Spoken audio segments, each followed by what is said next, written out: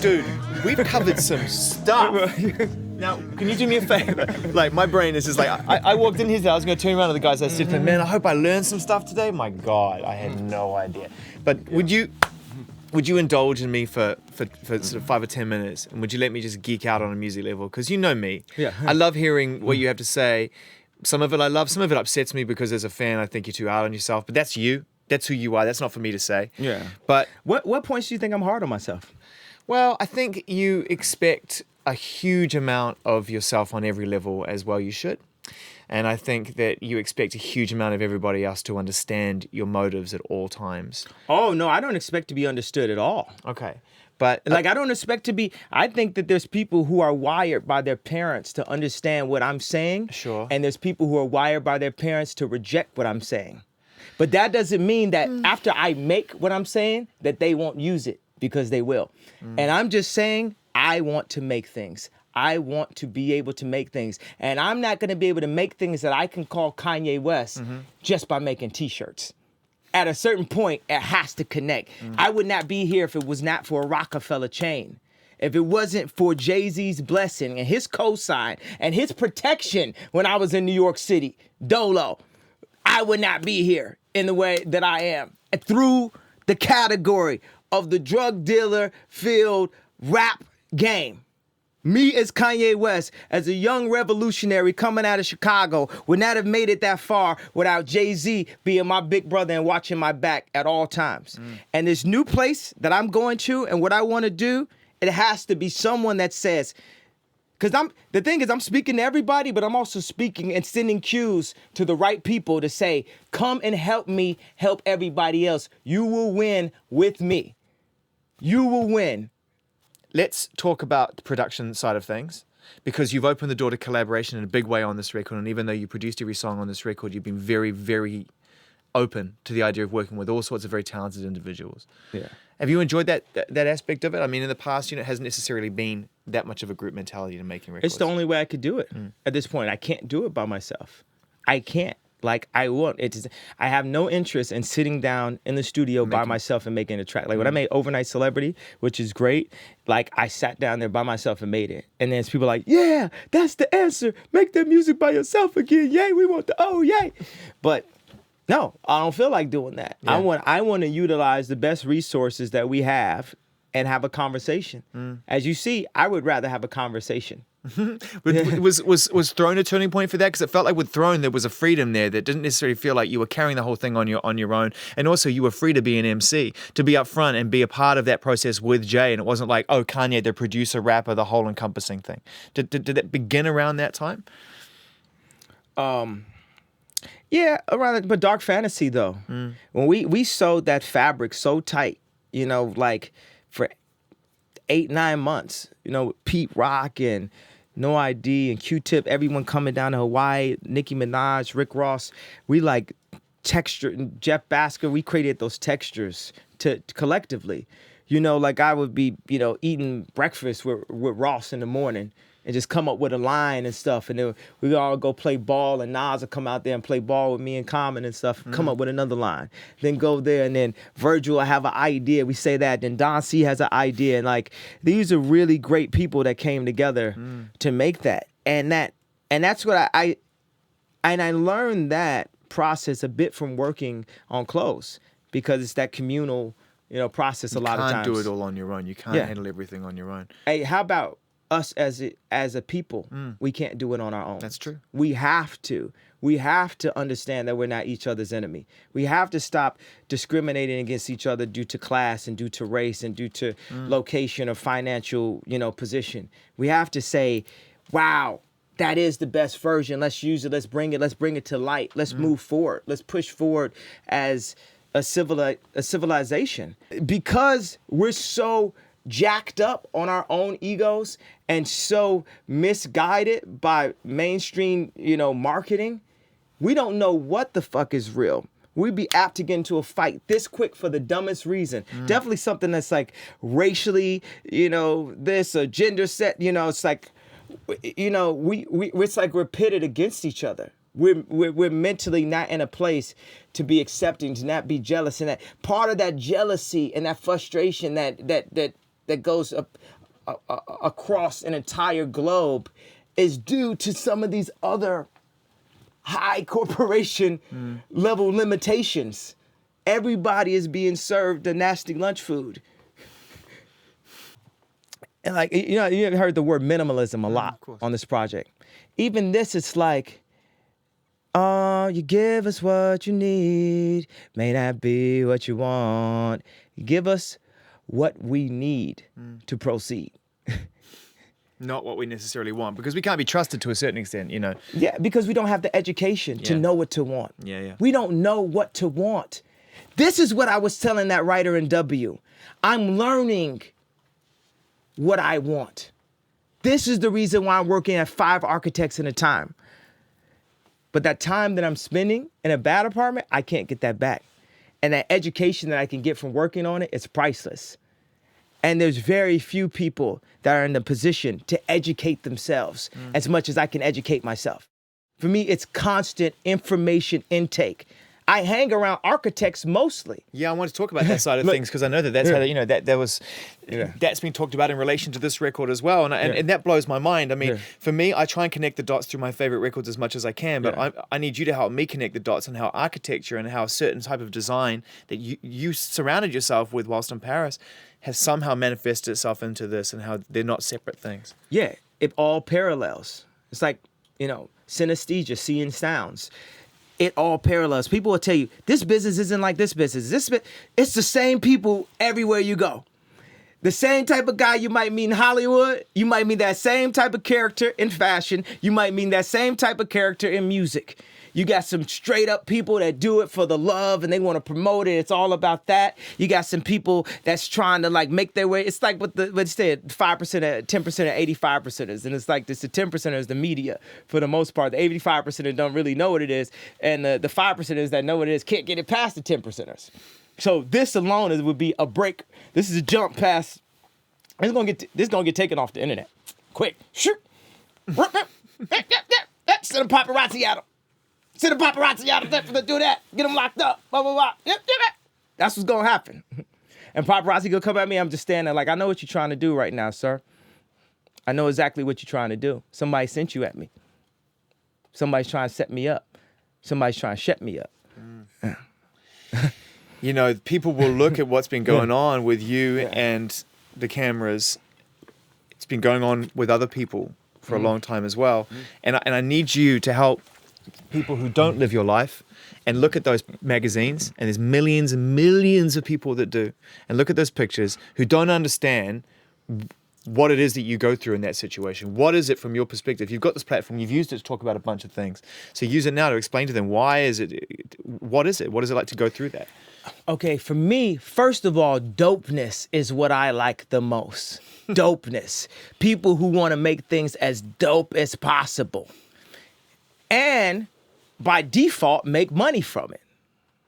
The thing that I like the least are people who only want to make money from things, whether they're dope or not, and especially make money at making things as least dope as possible.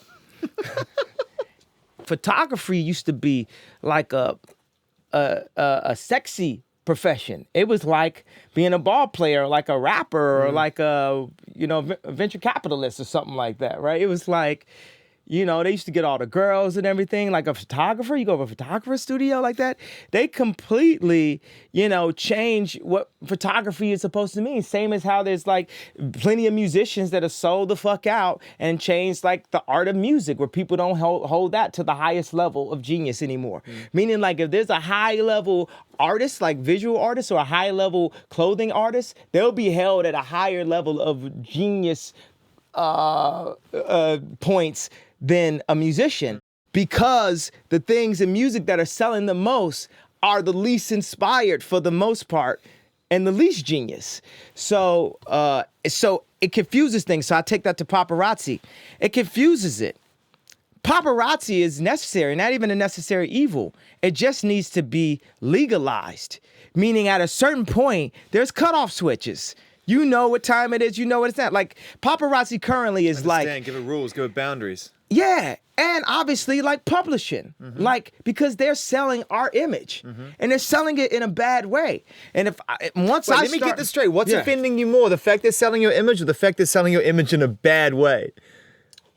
In a bad way. In a bad way, Right. a bad way, and I'm not getting paid for it. Right, there you go. So it's like the dopeness, which makes the money. I want the dopeness and the money. Yeah. I'm changing things for my daughter, and I'm gonna tell my daughter by the time she understands what it was, man, me and your mother were in a completely different situation than you're in. At that time, paparazzi, it wasn't legal. People could take pictures. People could climb over your fence. People could do that. You wouldn't even get paid for it. You see all these checks that you're getting at age 6 because people taking your picture? You don't have to worry about a thing ever again just because people want to take your picture. Like, and I made that happen, Nori. That's what I'm going to tell her. So touring to be done. Oh, I want to talk to you about Control. I want to talk to you about the verse in Control, about Kendrick's verse in Control, because obviously, you know, he credited you, he put you at the table where you rightfully should be, with the Eminems and the Jay-Z's. He put you on that side of the equation, and then he rattled off the list. And I thought, okay, it's great, you deserve to be at the table. But 10 years ago, if you hadn't been at the table and you'd been on his list, how do you think you would have reacted? Would you have been appreciative of his message, or would you have come out swinging? Do you think, and written a response? Yeah, I don't do diss records. Yeah. You looking forward to the tour with him? I mean, that's an incredible double bill. Yeah, it's 100%. It's 100%. I'm just looking forward to the opportunity to speak to this brother as much as possible. Those conversations is gonna be more than everything I even said right here. Because he's one of our future messengers. You know? And I'm gonna give him them jewels. Let's talk about this track here, which was the first track that we were given off this album to play on the radio, which we did. You said no singles, but we ran with this one early and we've proven to be right. So let's talk about this track here and who you worked with. You worked with Daft Punk on this in part, and how the song came together. Well, Daft had the drums, and then I just took the record and I just started. Both this song, I Am a God, and this song were made after Hedy Semaine didn't let me into his first St. Laurent show. But it wasn't that, he wanted me to go, but he just told me I couldn't go to any other shows. Right. So, and I was like, wait a second. I can't go, you're not telling no editor they can't go to any shows. Yeah. I'm not your boy. Yeah. You could control me in some way. So off of that, I went into the studio with the producers that made the music for his show. Right. And made I Am a God and Black Skinhead. And that was your reaction to that situation. That was my reaction. That was the aspect of frustration you talked about. It's poured into this record. Yes. Yeah, right on. I mean, let's talk about another track on here as well. New Slaves, which is, you know, one of my favorite songs on the record, and, you know, it's just, as far as beats go, it's just remarkable before we even get stuck into the subject matter, which is a whole other level. Yeah. I mean, you're talking about the materialism, about commerce, about corporations and everything else, but at the same time, you know, there's a blurred line between whether or not you're a part of it, whether you're objecting to it, or where it stands. I mean, just give us some insight into what this song is. I'm 100% a part of it. I'm 100% in it. I'm 100%, I want to overcome it. Sometimes I'm the communicator of it. Sometimes I'm the maker of it. Sometimes I'm the consumer of it. I'm in it. I'm in the game. But for me,